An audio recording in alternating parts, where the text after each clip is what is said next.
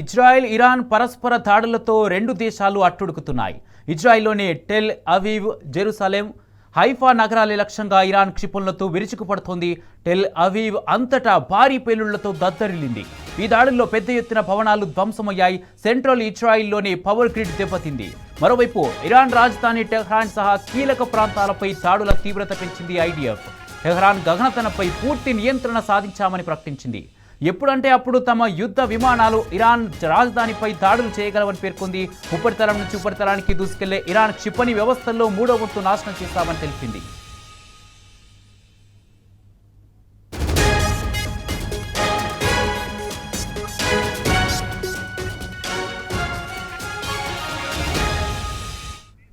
Israel Iran పరస్పర దాడులతో రెండు దేశాలు అట్టుడుకుతున్నాయి.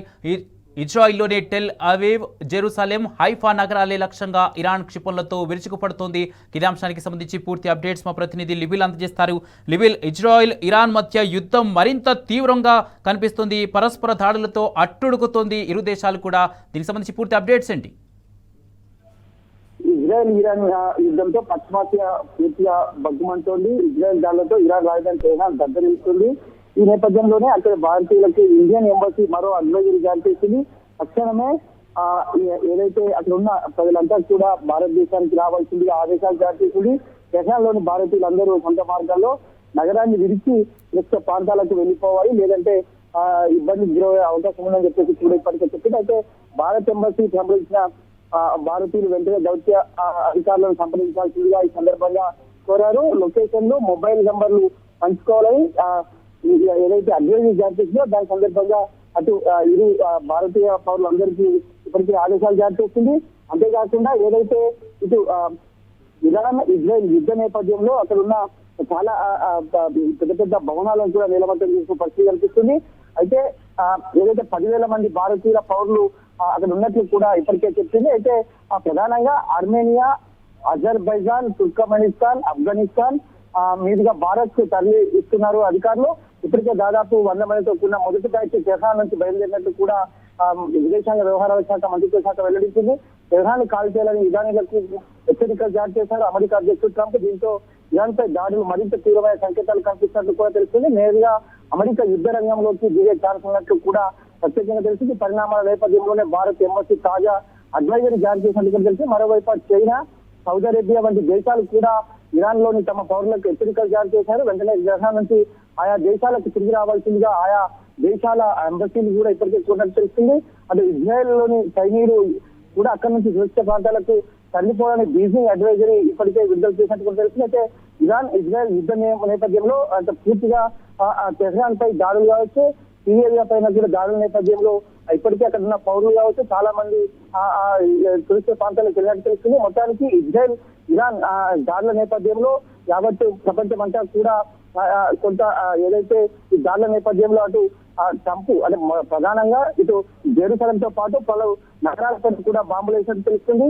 ఇరాన్ గురి చేసి కొడుతున్నారని చెప్పేసి కూడా ఇప్పటికే కథనాలు వెలువడితే ప్రపంచంలో శక్తివంతమైన ఇంటెలిజెన్స్ ఏజెన్సీ విషయానికి వస్తే అందులో మొసాద్ పేరు టాప్ లిస్ట్ లో ఉంటున్నట్టు కూడా ఇప్పటికే పేర్కొన్నారు. అయితే ఏదైతే శత్రువులు కూడా అనుమానం రాకుండా టార్గెట్ గా ఫినిష్ చేసి రాగలిగే శక్తి ఆ సమస్యకు ఉందని చెప్పేసి కూడా చెప్తున్నారు. ఇజ్రాయెల్ తన చుట్టూ శత్రు దేశాలు ఉన్నప్పటికీ మరొకరు కొనసాగించడంతో దీని అత్యుత్తమ పనితీరు యుద్ధ నిపుణులు చెప్తుంటారు. అయితే ఈ రక్షణ విషయానికి వస్తే అమెరికా ఇప్పుడు గోల్డ్ డోమ్ అంటుంటే ఇజ్రాయెల్ ఎప్పుడో ఐరన్ డోమ్ అంటూ దాడులను అరికట్టే రక్షణ కోసం సిద్ధం చేసుకున్న విషయాన్ని కూడా ఈ సందర్భంగా గుర్తు చేస్తున్నారు. ప్రస్తుతం కొనసాగుతున్న ఇజ్రాయెల్ ఇరాన్ యుద్ధ వాతావరణంలో రెండు దేశాల దాడులకు వెళ్తున్నాయి. ఈసారి ఇజ్రాయెల్ లోని అనేక ప్రాంతాల్లో ఇరాన్ మిసైల్స్ ప్రభావాన్ని చూపుతూ తాజాగా టెల్ అవీవ్ లోని Israel intelligence agency Mossad head quarter పై కూడా ఇరాన్ దాడి చేసినట్లు ఇరాన్ స్టేట్ టెలివిజన్ కొద్దిసేపు క్రితమే సమాచారం ఇస్తుంది. తాము ఇజ్రాయెల్ లోని కీలక ప్రదేశాలపై విజయవంతంగా దాడి చేసినట్లు ఇస్లాం రెగ్యులేటరీ గార్డ్ కార్డ్స్ నేడు కొద్దిసేపు ప్రకటించినట్టు కూడా తెలుస్తుంది. అయితే ఈ నేపథ్యంలోనే Israel military influence hub Aman పై తాము దాడి చేసినట్లు ఇరాన్ చెప్తున్నా. అయితే మొసాద్ కేంద్రం మంటల్లో దగ్ధమైన వీడియో దానికి సాక్ష్యం అంటూ ఇరాన్ మీడియా ప్రత్యేకంగా కథనాలు వెలువరిస్తుంది. సెంట్రల్ టెహ్రాన్లో ఒక కమాండ్ సెంటర్ పై రాత్రిపూట జరిగిన వైమానిక దాడిలో కూడా ఇరాన్ సీనియర్ కమాండర్ అలీ షమ్దాని హతమార్చినట్టు కూడా ఇజ్రాయెల్ సైన్యం ప్రకటించింది. కొన్ని గంటలకే మొసాద్ కాంపౌండ్ పై దాడులు జరిగాయని కూడా ఈ సందర్భంగా వారు కథనాలు వెలువరిస్తున్నారు.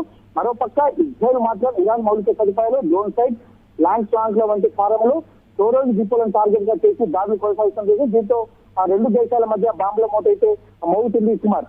రైట్, థ్యాంక్ యూ లివిల్. మొత్తంగా ఇజ్రాయెల్ నగరాలపై ఇరు క్షిపణుల వర్షం కురిపిస్తుంది. మొత్తంగా టెహ్రాన్ గగనతలంపై నియంత్రణ సాధించామని ఐడిఎఫ్ అయితే ప్రకటన చేసింది.